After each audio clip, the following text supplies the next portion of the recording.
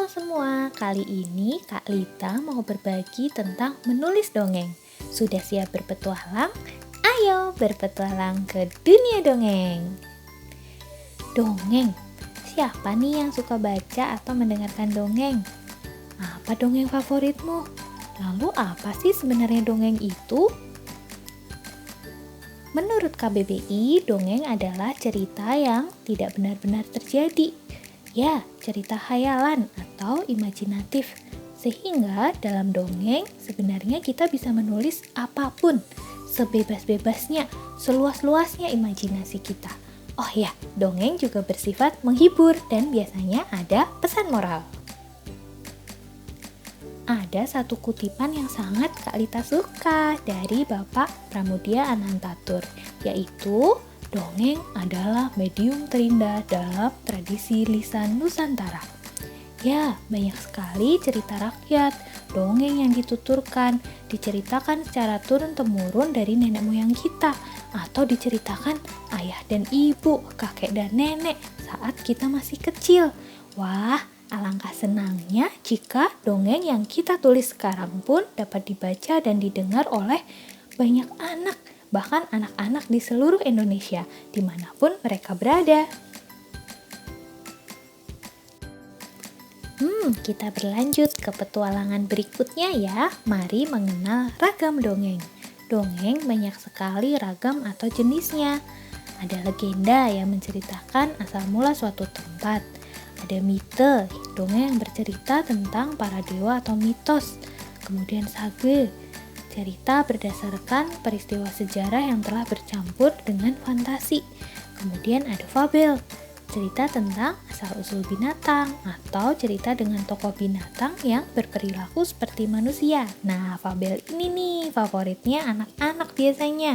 Mereka suka sekali dengan cerita tentang binatang.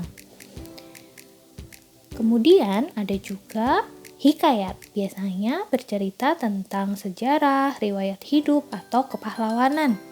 Kemudian ada parabel, menggambarkan nilai moral atau keagamaan.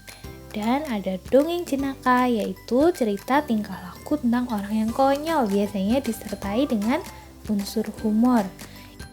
Inilah sekilas ragam dongeng. Yuk kita berpetualang ke bagian berikutnya ya, yaitu kenali diri dan kenali dunia anak. Menurutku, mengenali diri sendiri itu penting, dimulai dari mempertanyakan kepada diri sendiri. Apa tujuanmu menulis dongeng? Atau dongeng ini ditujukan untuk siapa ya? Mengapa? Apa yang kamu suka? Apa kamu suka membaca atau menulis? Suka bercerita atau berhayal? Tentang apa? Nah, orang dewasa kadang terlalu serius memikirkan banyak hal di pikirannya. Jadi, saat menulis dongeng, ayo bebaskan saja pikiran dan imajinasimu. Apa yang kamu lihat? Apa yang kamu dengar? Ada apa saja di sekitarmu? Oh, apakah itu bisa menjadi tokoh cerita? Ayo tuliskan. Dan syarat mutlak seorang penulis adalah membaca. Selanjutnya, penting bagi kita mengenali dunia anak, karena cerita ini kita tuliskan untuk mereka bukan? Jadi, tulislah untuk anak-anak. Tulis cerita yang menyenangkan untuk dibaca dan didengar anak-anak. Anak-anak umumnya sangat suka bermain. Mereka imajinatif, eksploratif, dinamis, suka kesana kemari, berubah-ubah minatnya. Mereka juga adalah seorang penemu dan juga peniru. Dan kita orang dewasa bisa belajar banyak loh dari anak-anak. Yuk amati tingkah anak-anak di rumah, atau anak tetangga, atau murid di sekolah. Yeay, lanjut ke petualangan paling seru nih. Kita sudah belajar tentang dongeng dan ragamnya, juga mengenali diri dan dunia anak. Saatnya mulai berpetualang menulis dongeng. Yang pertama, tema. Inti cerita atau ide utama cerita. Ide yang menarik akan membuat ceritanya menarik. Kata H.C. Andersen, semua yang kamu lihat bisa menjadi dongeng. Dan kamu bisa mendapatkan cerita dari semua yang kamu sentuh. Wow! Selanjutnya, tokoh. tokoh dongeng itu bebas, bisa manusia, binatang, tumbuhan, benda-benda mati, bahkan makhluk khayalan. Bebas. Kemudian penokohan.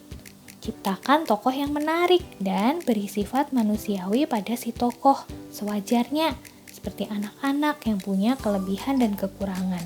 Coba tuliskan bagaimana ciri fisiknya, apa sifatnya, bagaimana kondisi lingkungan sekitarnya. Kenali dan pahami betul tokoh yang kita tuliskan. Kemudian alur. Dongeng anak umumnya menggunakan alur maju, terdiri atas bagian awal, bagian inti, dan bagian akhir atau resolusi. Berikan tujuan dan motivasi yang jelas, yang mudah dimengerti oleh anak. Siapa tokohnya, apa yang dia inginkan, apa yang menghalangi dia mencapai keinginannya.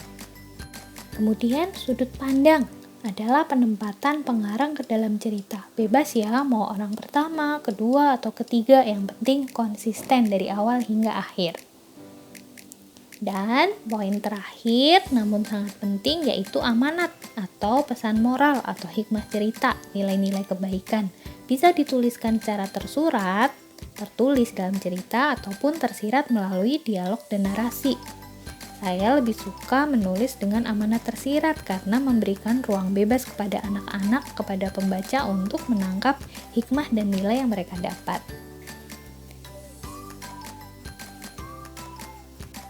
Yeay, selesai sudah petualangan kita ke dunia dongeng untuk episode kali ini. Berikut adalah 5 tips menulis dongeng dariku. Bisa diterapkan juga untuk tulisan selain dongeng ya. Pertama, ingat kembali apa tujuanmu menulis. Kedua, segera catat ide yang muncul. Setiap ide itu berharga. Yang ketiga, cintai tokohmu dan ceritamu. Keempat, banyak baca. Kelima, terus menulis. Mari semangat!